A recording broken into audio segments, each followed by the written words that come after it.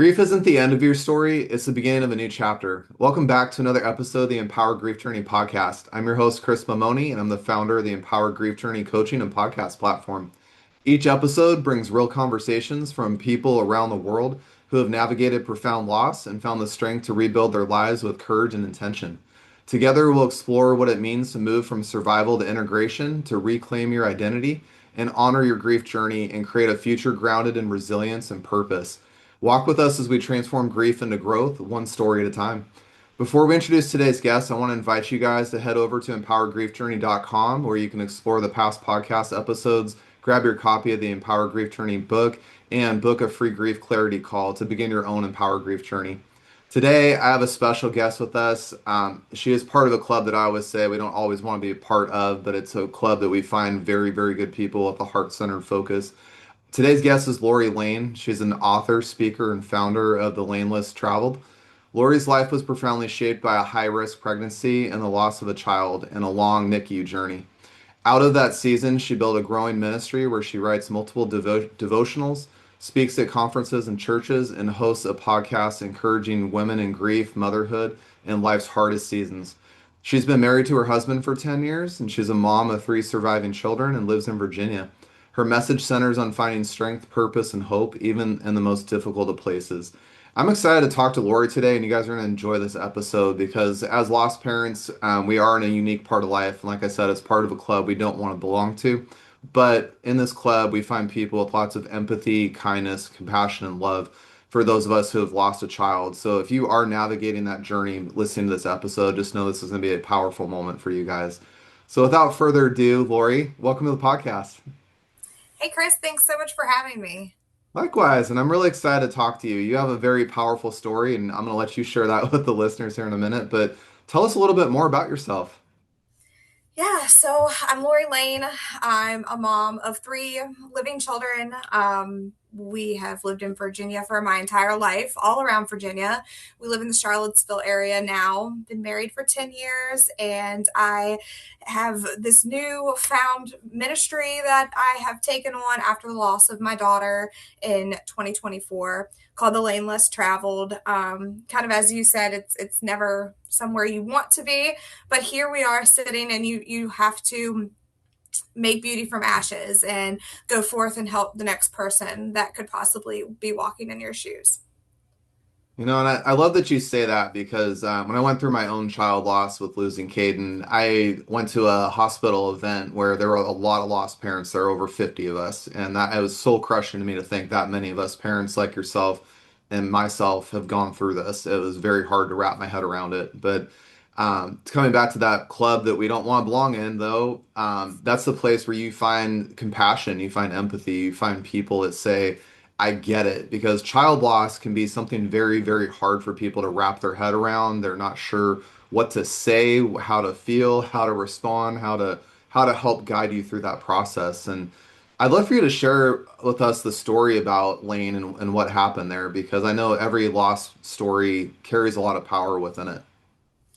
Yeah, child loss is out of order, isn't it? And so we were going through a season of life where just everything seemed to be changing around us. We had job changes and health changes, and our marriage, we were in marriage counseling at the time, and we just had this absolute hurricane season of a year. And we were walking into the new year and had all of these plans for things to be better and to get things back on track and kind of regain something from the chaos that we were living in. And by the end of January of the new year, we found out that we were pregnant with triplets. And I was absolutely thrilled. I was like, man, this is just such a blessing. This is my reward for being so, for the trials that we had been through. And so we announced our pregnancy. Everything was looking great. And the first high risk appointment that we had changed everything. And that is such a time of like starting of like mourning as well. It's like once you find out that things might not be storybook right. So we went into this high risk appointment thinking everything was fine, and you hear the words that no one ever wants to hear. It's, I need to go get the doctor. And so we had found out that one of our babies had miscarried early on and that it had caused a very high risk situation. The miscarriage bled into the placenta of my daughter. And although she was still alive, it was going to be a very, very risky pregnancy. And so the doctor's best advice for me was to terminate the pregnancy because they were concerned that I may actually die if I continued forward with the pregnancy. And I said, absolutely not. That's not for us. And we took a weekend to be just in absolute sorrow because we knew that either there was a chance that I might not make it out of this pregnancy, and we were taking that risk. We knew that our daughter may pass away it's still before stillbirth or shortly after birth. And then our son, we may lose him too. We just weren't sure. We had no idea what was to come. And, I've heard people say, oh, that's admirable that you didn't want to terminate your pregnancy and risk. And I'm like, well, it could be for some, but for me, that was actually very selfish because I knew I couldn't go forward having that on my shoulders, always living with the what ifs, like what if everyone could have been fine or, what have you. Honestly, it was a very selfish personal reason. Not I don't regret it at all, but that's honestly the truth is like, I couldn't have done it. So we took the weekend to be sad, and sad is an understatement. Getting into the ugly parts, I mean, you know, as a woman who's still carrying the children, your emotions are all over the place. You're worried that you're going to miscarry them just by the amount of heaviness that you're carrying. Or my husband who just couldn't fix it, and as I'm on the floor crying, like puts a hole in the wall, you know what I mean, like punches the door. It's those intimate moments that you don't see and people don't talk about, just because men do, they want to fix things, right? So we gathered ourselves. It was actually Easter weekend.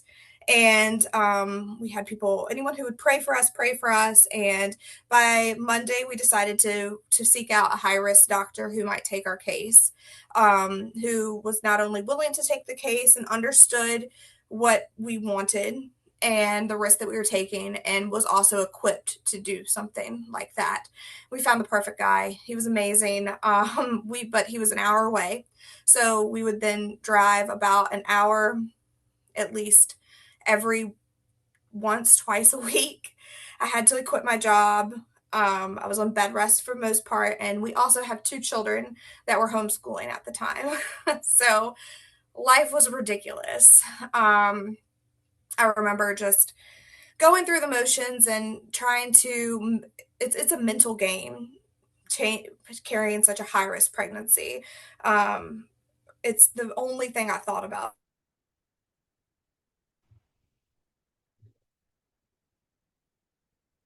Thing and everything to possibly, make sure that everyone got what they needed. And by 27 weeks, my health started rapidly declining. I had these weird circumstances where I would go to bed, and when you're pregnant, you're itchy anyway because you're getting bigger, especially if you're carrying multiples. I'd go to bed and I had like baby mosquito bites, and I would scratch them, I guess, in my sleep, and we would wake up and there would be blood everywhere, like even from just like a little nick on my neck from where I scratched it. And my husband's like not a hospital guy, and he's like, "Oh my god, you're gonna bleed out!" Like the bathroom, everywhere is just like covered in blood from just like a little pin drop of scratch. And so we ended up going to the hospital, and turns out like my blood pressure was in the 220s at the top number, and we had some decisions we needed to make at that point.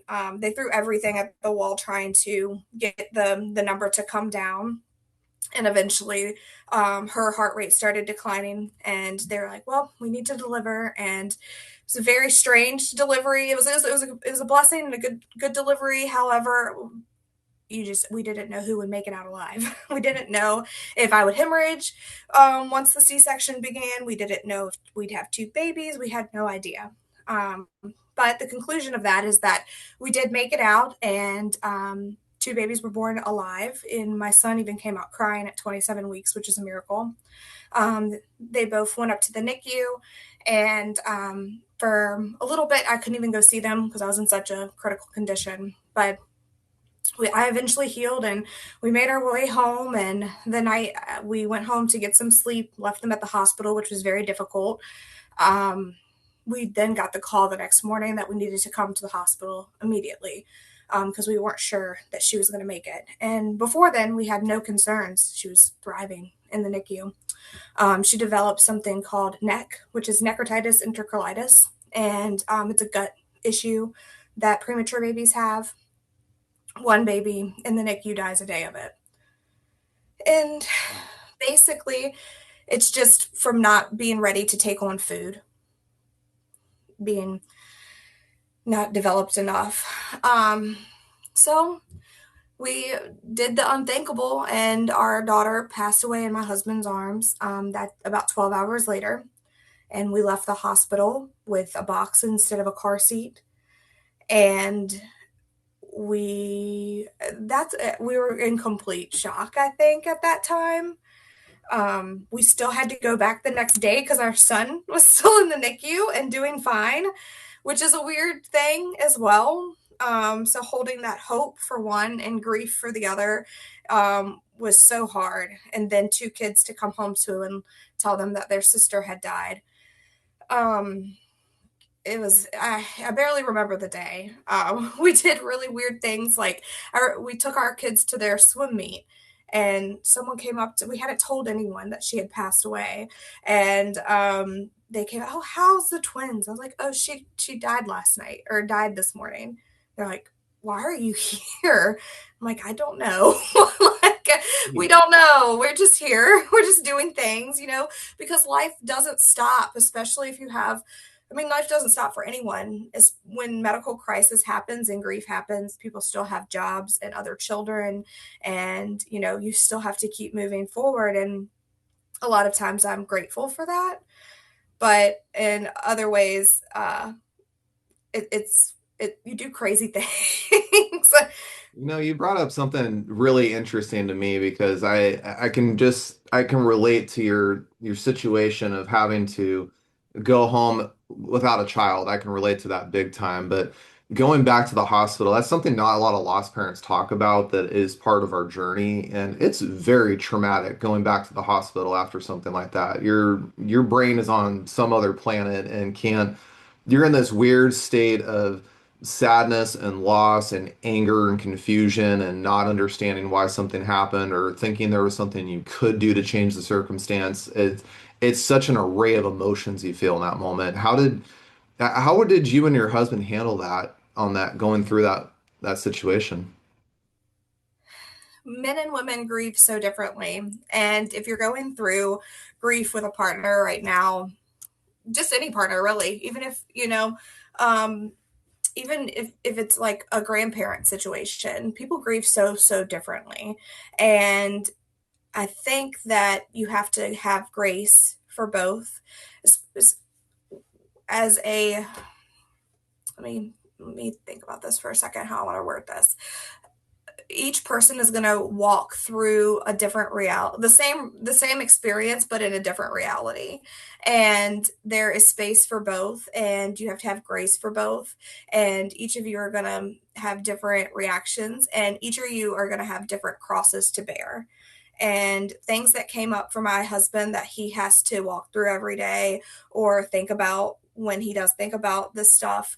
Um, that's that's his cross, and I have my own that he never thinks about.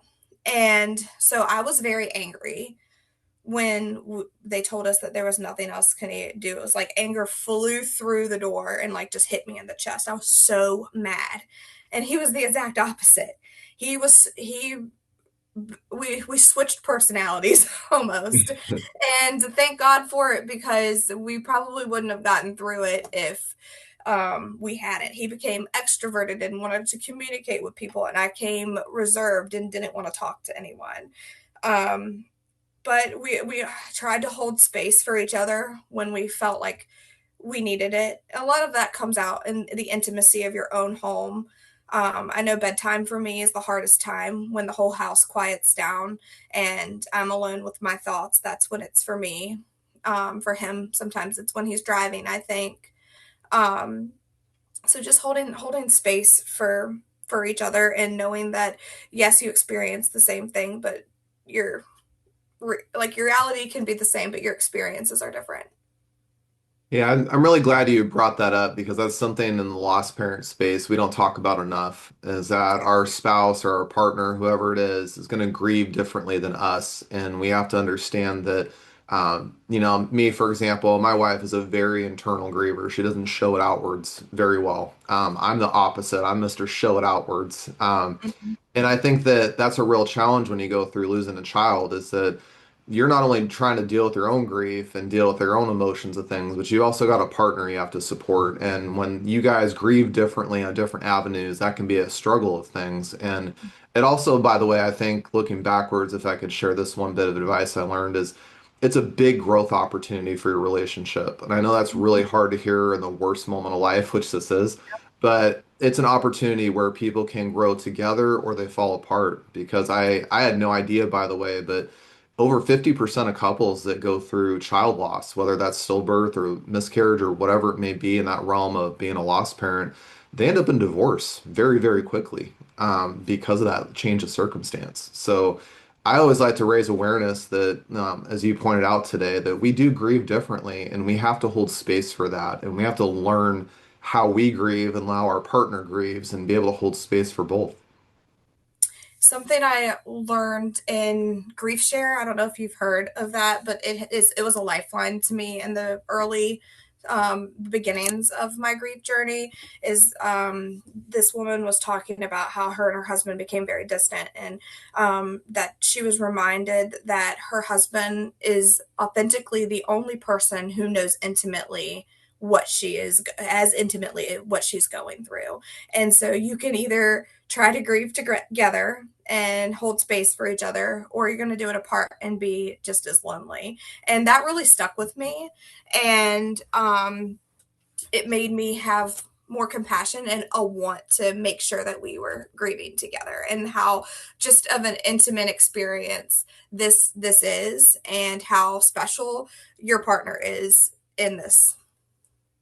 I love what you said about that. Almost like you can end up being more lonely by trying to do it apart. And that's where, I love that you said that your husband had a different personality of things than you did in that moment. That's a real good description of what happens.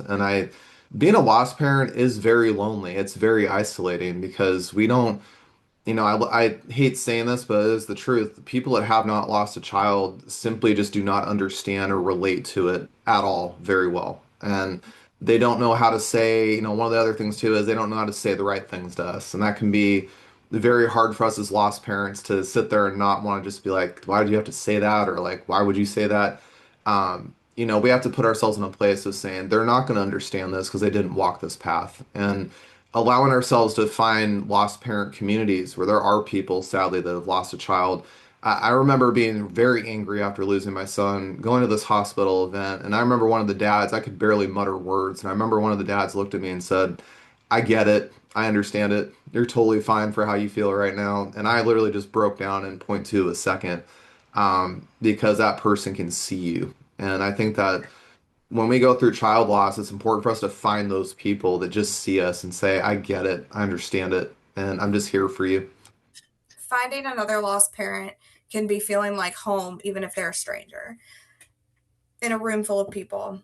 And because you just get it. Your child could have been a different age, or you could all have these different experiences, but at the heart of it, it feels like home with other people who have lost a child. And I think that people will tell you, if you are have just lost a child, people are going to say the worst things to you. It's true, it's inevitable, expect it. And you know what? You can either add that to your list of things that you're mad about at the world, or you can give them grace, because, and I think you should choose the grace, not because they necessarily deserve it, because they can say horrible things. I'll give you an example. I have never in my life, like, I can't believe someone muttered this out of their mouth. They said, well, at least it wasn't your boy, because we have two other older girls. and Mm. our daughter had died. Like, that is the worst thing you could ever say. Like, what are Yeah. you talking about? I can't believe you said that. But they have no idea what it is like, and hopefully they never will know what it's like. And just because this isn't talking about crosses to bear, just because this isn't their specific one, if you live long enough, you'll have something. And we won't understand theirs. So I think just giving that grace and hoping that other people give us grace back because we're going through an ugly season as well.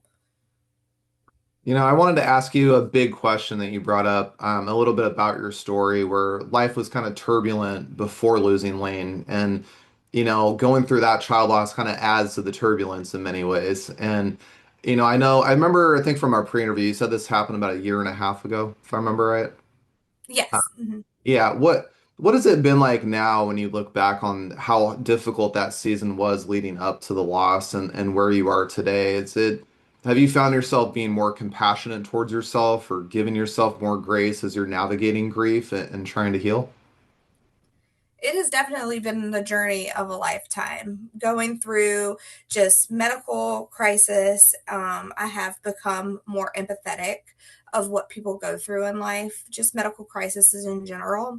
I've learned so much. I mean, our bills were $5.6 million at the end of 2024. And after a certain point, the state takes over and it would bankrupt you. It would absolutely bankrupt you because I had to, not have a job at that time too. So I have been more compassionate about what other people go through in those regards and what it takes as a family to really all pull together and figure this type of thing out. I have learned to be more empathetic with people who aren't necessarily as equipped to these things. Um, I have a really great support system, and I've had a lifelong journey of faith. And I really do believe that as hard as these seasons have been, I was equipped prior to handle them in a good way because I told you in our introduction call, it would be really easy never to get out of bed and to be an alcoholic. Like, this would be easy. And without the right tools, you could get there easy. That's the easy path. But That I think that it's so important to make sure that if you do not have the tools and you're not feeling confident with the next step, that you seek them.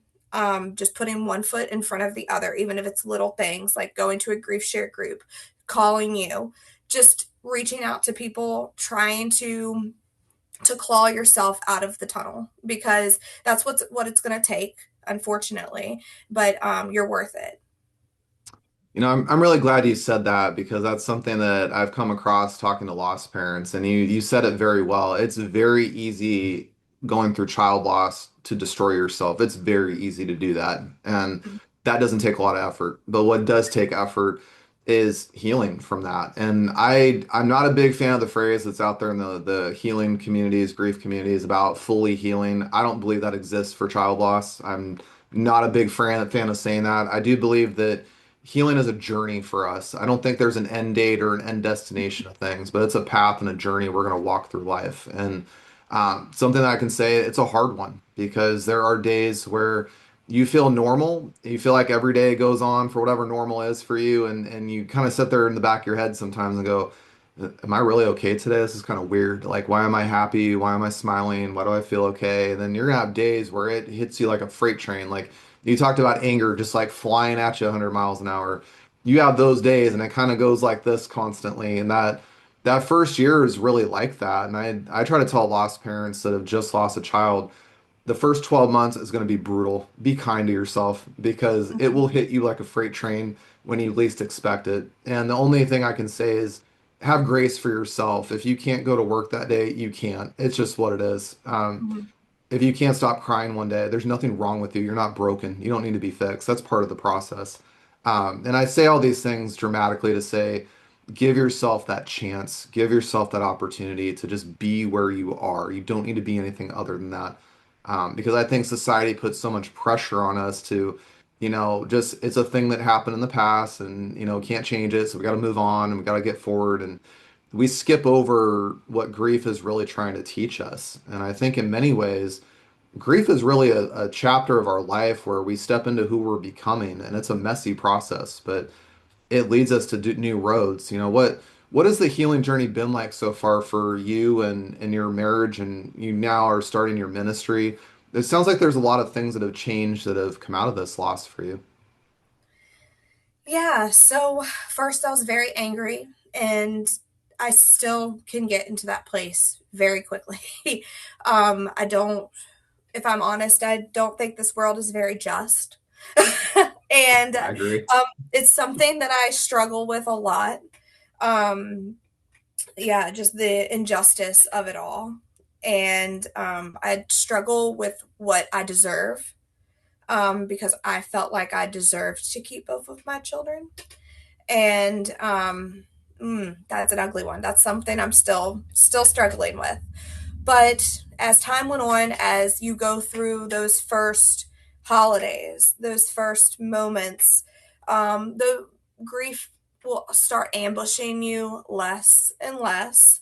And sometimes they still come, and it's okay to have like a full blown toddler tantrum. I've learned to just let it happen and to let myself feel mad, to let myself feel numb, to let myself feel the uncomfortableness of grief. And it does eventually move through, and you get to the other side where there's sunshine. I feel like the first year there's fog over the sun and you can't see the sun anymore, and then all of the sudden you're like, oh, this it's a sunny day today. And that can kind of feel weird too, which I've struggled with a lot. Feeling like, I was excited to come on this podcast, but feeling like, oh, I don't like that I'm excited to do something because she's gone, if that makes sense. Like it's hard to hold both, but we're still here and we still have to have this human experience, and it's you're holding both. They can coexist, and it's learning how to navigate those things. That first, like you said, that first year's horrible. Learning how to navigate, how to have Christmas and still find joy, but also grieving. And it gets a little bit easier each time how to hold both of them. I think that's very, very well said. That first year is I like to call it the stumbling year. It's kind of where if you've ever watched people run downhill in a race, for example, some of them flip head over heels all the way down the thing. They get busted and broken, and that's what the first year of grief is after child loss. It's ugly, and those holidays, by the way, they hit very hard. I know for me personally, 'cause I lost my son in September. I didn't care about birthdays in November. I didn't care about Christmas. I still remember walking into a store after Thanksgiving and I totally lost it. I don't know what happened, but I set 10 feet into Target, heard Christmas music, and I lost it. I walked out the store. I was like, I can't do this. And it was the first year I've ever felt so shut off from the normality of things. And so many people didn't understand that. And I said, I don't care if you don't understand it. I don't, because I'm not crazy for thinking this. I'm not crazy for feeling this. And, when it comes down to children, like you brought up a good example, we still have to live this human experience. Well, our child should be here on Christmas. Our child should be here on their birthday. Our child should be here on Easter. Our child should be a part of our life. We should be something different because our child's here. And as lost parents, that's why I say sometimes losing a child feels like a punishment, and it does.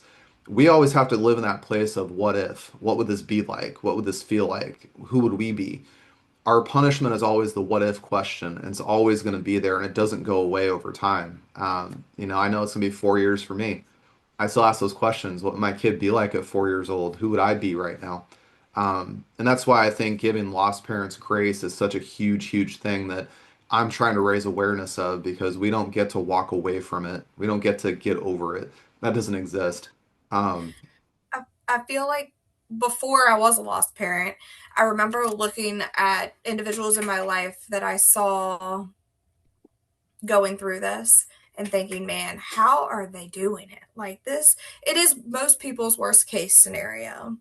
And so I feel like you get two reactions. You get the people who do chat and like try to help you and they're not helpful, or you get the people who are like don't want to interact with you anymore. And you know, I have grace for both of them because I probably would have been someone who would have been more pulled back because like you just don't know what to say or what to do. And but as a lost parent, I think it's important to meet other lost parents and educate ourselves on the grief process so that you don't think you're crazy. Because once I realized that the term grief ambush was a thing, I'm like, that's what I'm going through. Or just stuff like that. You're like, okay, I feel normal for this circumstance. That's great. And that's going to be so, so helpful for people. And I know you had asked about like my ministry. And so I started doing a legacy project in the lane less traveled. This is not a road many people walk down, that hence the name. And I first wrote a NICU devotional book, and because that was the easy one, I wasn't ready to write about grief yet.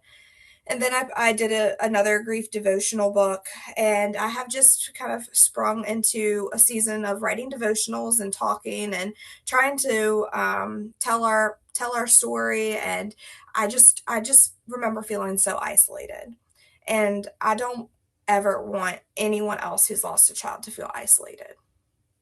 I love that that's your mission behind things because it is a very isolated loss in a lot of ways. There's, and the crazy part is 120,000 families a year just in America lose a child to stillbirth one way or the other. And that's 120,000 babies that don't get to live and see the earth and experience it.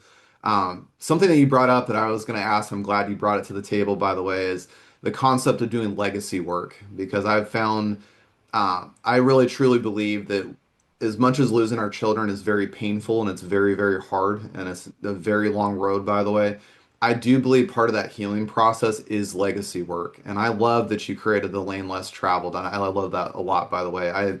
Empower Grief Journey came to me because of what my son gave to me. So this podcast that I do, everything I do is legacy work for him. And I find that when we can give lost parents that opportunity and that ability, by the way, and I'm not saying, by the way, this is going to happen right after you lose a child. That's the complete opposite of this. I think that when its timing is right for you, you'll know.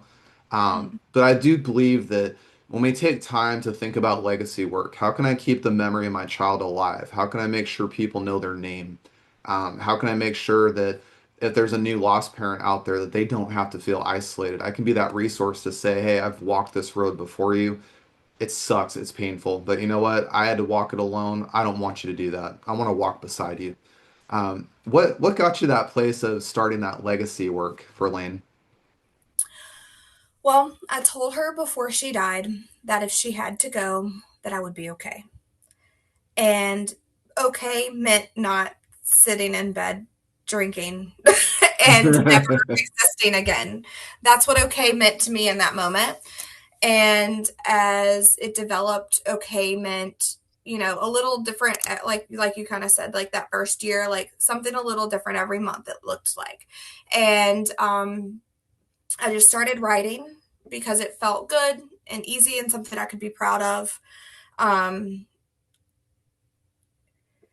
yeah, it, I think that this is how I parent my child. That's beautifully said, Lori. I appreciate that.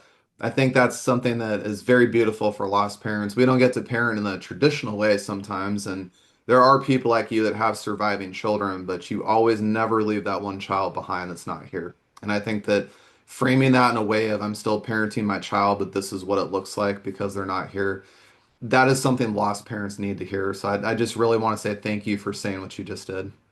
Of course. Yeah. Yeah, it's less about the stuff, right? It's just more about it's very healing too. Yeah, and that's where I try to tell lost parents too. When you can get to that place of doing some legacy work for that, and whether that's, by the way, that could be volunteering, that could be writing a book, that could be starting a ministry, that can be, it can be a number of things. I could sit here all day and talk about those topics, but I'll just say that there's something out there for you with your loss experience with your child. There's something out there, and there is going to be a parent that's going to lose their child in a similar way, and you're going to be a resource for them one day. And that's where your child doesn't have to be that horrible, awful moment all the time. It doesn't have to be that, but it can be something where you can use that experience, keep their memory alive, and help and serve other people. And I think that that opportunity comes for us in very different times and places. For me, that took 3 years to get there. Some people it takes 10 years, some people do it in a year and a half, like you. Um, and so I always just like to say there is no such thing as a perfect time, a perfect way, a perfect place.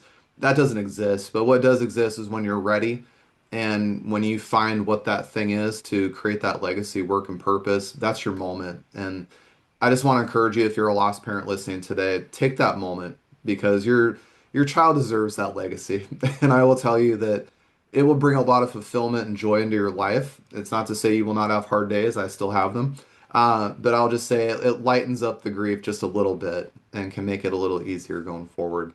Um, Lori, I just want to say a big, big thank you to coming on the show today and sharing this legacy work of Lane. It's a beautiful thing that you're doing. Thank you. Thank you so much for having me. And I wanted to open it up before we wrap up the show. If people are listening to the show today and want to connect with you, or if there's a lost mom out there who really connects with your episode today, where can they find you?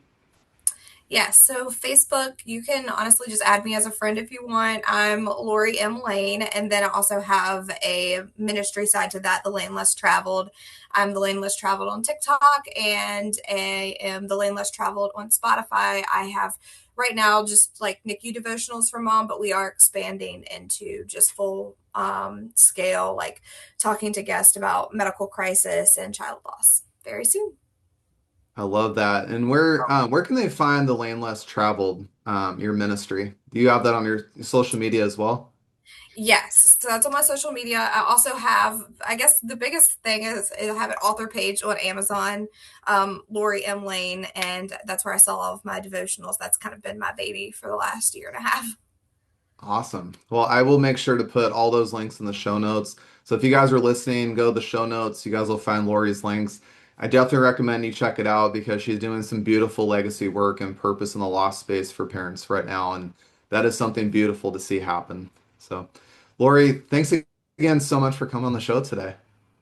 Of course, it's a pleasure to be here. And I want to thank all of you guys listening today for joining Lori and I on this episode of the Empower Grief Journey podcast. If this conversation resonated with you, I invite you to share it with somebody you know who may need to hear this today. And if you've been feeling stuck, overwhelmed, or unsure how to move forward in your grief, and you don't have to figure it out alone, I offer free grief clarity calls where we can talk through what you're experiencing and help you understand what's going on beneath the surface and find a clear path forward. You guys can book your call at empowergriefjourney.com. I also want to invite you guys to explore past episodes there and subscribe to the podcast on Apple and Podbean.